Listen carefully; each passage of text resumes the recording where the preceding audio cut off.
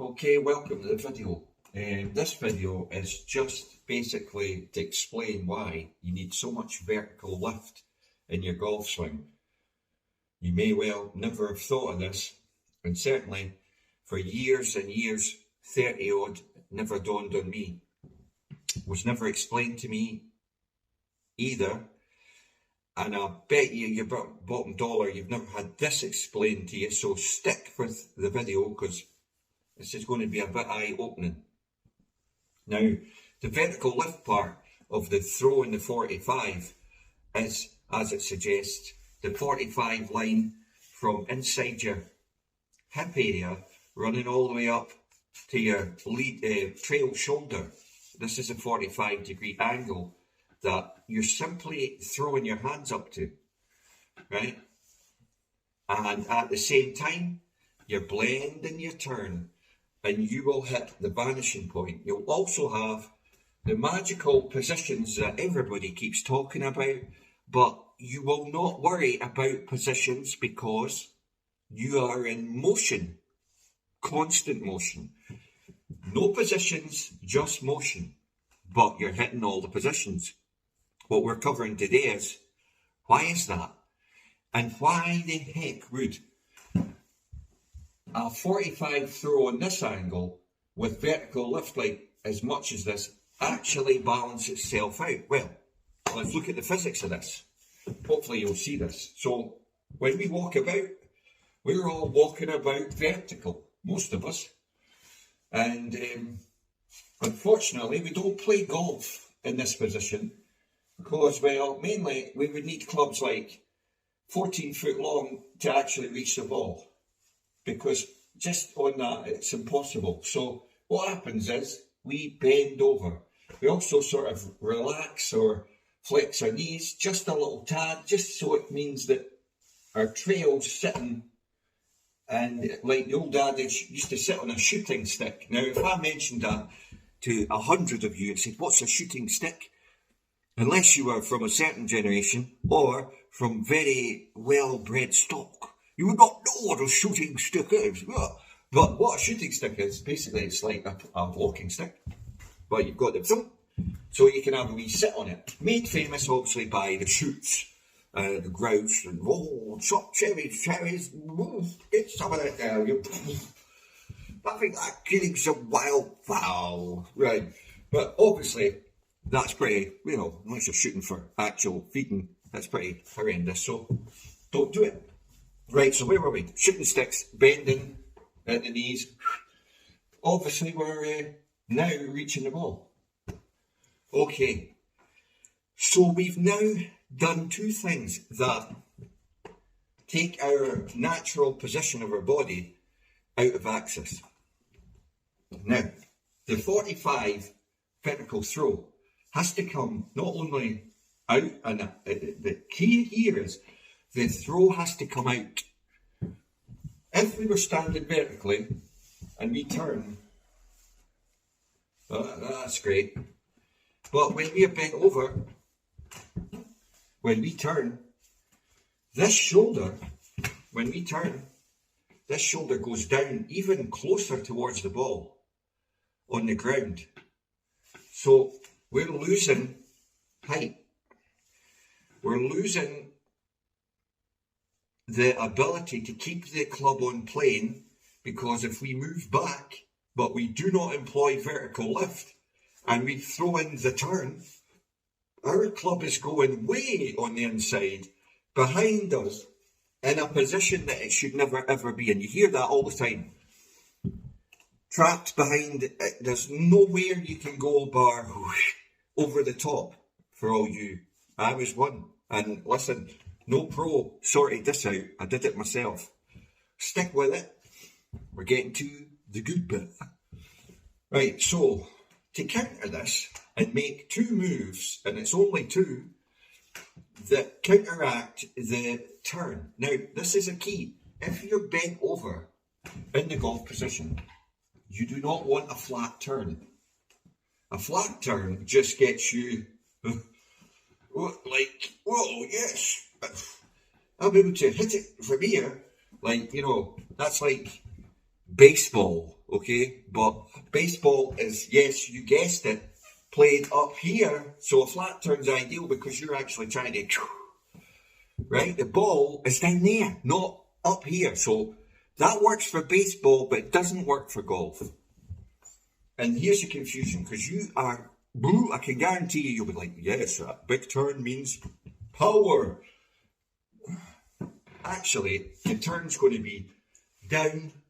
And if anything, if you watch Rory and Tiger, when they really turn, they're employing this post and they're right in here, right in, you can feel it in here. This is your pivot. I'm not going to go into the whole pivot thing because if you want to do this, Mike Austin is your man. But remember, because you're going down so much here, and you are now in the position where you're bent over, you're throwing up on the 45, and your down cancels you out. So you're now throwing everything up vertically and keeping the club in front of you at all times. This is like in front of you on the way back. If I turn, it's still in front of me. Same position. I've come down at impact. It's still in front of me. This is what makes the golf swing so unbelievably powerful. You've got your arms locked in to the vertical 45, and all you've got to do is pat your head and rub your tummy, because that is why golf is so difficult. The actual blend of this with this, right? But once you get it, and this is the move, there is a squat. Don't let anybody tell you that there's not a squat, because when you're throwing up on the 45, everything goes up. You're also going down though, because you're turning, dropping. Then when you drop, you can really feel the ground, use the ground, pivot through. It's automatic though, because you've driven it from the start on the right path. There's no positions. It's a motion, fluid. Now you can video your swing down the line, side on. You can take this to any professional. I'll be amazed if they even know what you're doing. But no one will comment, what the freaking heck are you doing? That looks absolutely bonkers. Because you're hitting all the positions that they seem to think that through stop-start motion, you should be able to employ and hit. You're having a giraffe. No wonder we are all crap at golf and take years and years and years of sheer frustration out on golf clubs and just losing the plot on the course. No other sport has a stop-start. Think about position motion. Tennis, badminton, squash, cricket. I could go on. It's instinctual. Bang. Only thing with golf is, it's instinctual once you actually know that you're throwing your hands out in front of you on a 45, hitting the Varden triangle with a turn. And once you've done that, you are free. And try it. You'll be like, no, that guy's talking absolute rubbish. That'll never work. It's absolute shite. Don't listen to him. He's off his head. Keep taking the meds. Well, until you actually try this and realise that 40 odd years of filming your swing, you were always over the top. And yet when you've just did that and you've striked it up the middle, within 3 balls, you'll never ever be over the top again. Ever. Ever. I guarantee it. And every time you go out on the golf course, every time you go to the range, you are actually getting better. Like every other sport that you've ever actually went and hammered into, you know, like squash, tennis, badminton, everything like that. You are improving because you are now kinetically connected. Arms driving the swing, the throw behind you, the turn, you're cancelling the 2 out. You are in the nirvana of, I know something you don't know. And you just take it to the course and you just take the money. Meanwhile, I'm still saying, show me the money, because I ain't made no money out of this. But it's all for charity here. Macmillan Help the Heroes in Shelter UK. That's all I want to say on it. But that's why you need so much vertical lift out in front of you to cancel out the forces that you are, up until this point, completely fighting against, manipulating and trying all sorts to, well, the pro tells me I've got to get into this position. Oh, honestly, goodness. Motion. It's not positions. Thanks for watching. Hope this video lands on your desk or wherever you're watching this. And I know it's in this format, but I keep this in this format because the golf swing is like that. It's like that. It's just like that. It's like that.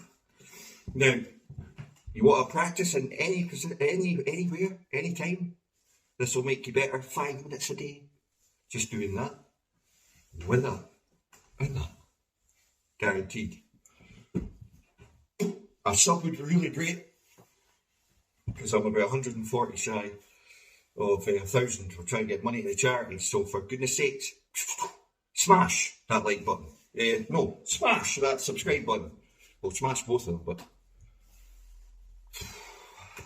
thanks for watching.